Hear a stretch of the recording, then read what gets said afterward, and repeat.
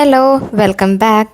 ഇന്ന് ഭയങ്കര ഹാപ്പി ആയിട്ടുള്ളൊരു ഡേ ആണ്. കാരണം ഇന്നെൻ്റെ സൂസു വീട്ടിലേക്ക് വരികയാണ്.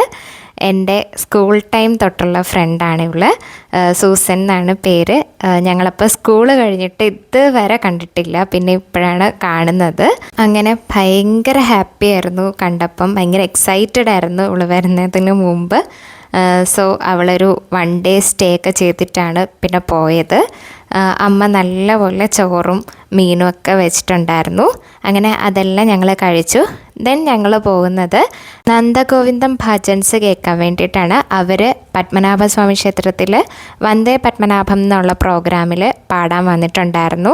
സോ എനിക്കും സൂസനും ഭയങ്കര ഇഷ്ടമാണ് അവരുടെ പാട്ടുകളെല്ലാം. സോ ഞങ്ങളെല്ലാവരും അത് കേൾക്കാൻ വേണ്ടിയിട്ട് പോവാണ്.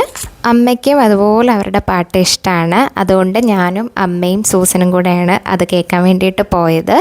ഞങ്ങൾ അവിടെ ചെന്നപ്പോഴേക്കും നല്ല ക്രൗഡഡ് ആയിരുന്നു, വലിയ ക്യൂ ഒക്കെ ഉണ്ടായിരുന്നു. അങ്ങനെ ലക്ലി ഞങ്ങൾക്ക് ഇരിക്കാൻ സീറ്റൊക്കെ കിട്ടിയിട്ടുണ്ടായിരുന്നു. ഞങ്ങളൊരു 5:30 ഒക്കെ കഴിഞ്ഞപ്പോഴേക്കും അവിടെ എത്തിയിട്ടുണ്ടായിരുന്നു. ബട്ട് അവരുടെ പ്രോഗ്രാം 7 to 9 ആണ്.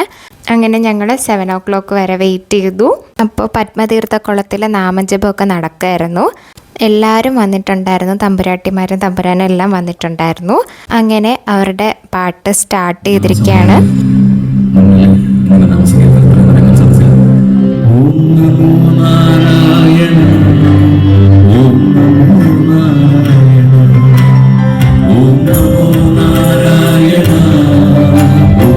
സമയം പോയതേ അറിഞ്ഞില്ല, അത്ര രസമായിരുന്നു.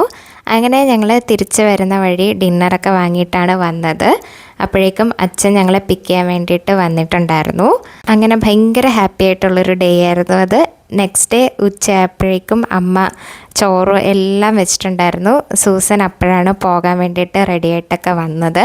അവൾക്കും ഹോംലി ഫുഡൊക്കെ മിസ് ചെയ്യുന്നു എന്നൊക്കെ പറഞ്ഞു. അങ്ങനെ അവളും ഹാപ്പി ആയിട്ട് അതൊക്കെ കഴിക്കുകയാണ്. അങ്ങനെ അവൾ തിരിച്ചു പോവാണ്. എനിക്കാണെങ്കിൽ ഒരു മിക്സഡ് ഇമോഷൻസാണ്. അവളെ കണ്ടതിൽ സന്തോഷമുണ്ട്, പക്ഷെ അവൾ പോകാൻ നേരത്ത് ഭയങ്കര വിഷമമായിരുന്നു. കരയോന്ന് വരെ ഞാൻ പേടിച്ചു. എനിക്ക് അത്ര മിസ്സിങ് ഫീലായിരുന്നു അവൾ പോകാൻ നേരത്ത്. കാരണം അവൾ വന്ന ആ ഒരു ഡേയും നെക്സ്റ്റ് ഡേയും എല്ലാം ഞങ്ങൾ അത്രയ്ക്ക് എൻജോയ് ചെയ്തിട്ടുണ്ടായിരുന്നു. സ്കൂൾ ടൈം മുതലുള്ള ഫ്രണ്ട്ഷിപ്പാണ്. ഞങ്ങൾക്ക് ട്യൂഷൻ തുടങ്ങുന്നതിന് മുമ്പ് ഞാൻ ഇവളുടെ വീട്ടിൽ പോയിട്ട് കോഫിയും സ്നാക്സൊക്കെ കഴിക്കുന്നതൊക്കെ ഞാൻ ഇപ്പോഴും ഓർക്കുന്നു. അതേപോലെ തന്നെ ആൻറ്റി ഒരുപാട് മിസ് ചെയ്യുന്നു. ആൻറ്റിയുടെ കോഫിയൊക്കെ എനിക്ക് ഇപ്പോഴും ഓർമ്മയിലുണ്ട്. അങ്ങനെ അവൾ തിരിച്ചു പോയി. അപ്പം ഇതായിരുന്നു ഇന്നത്തെ വിശേഷം. So by.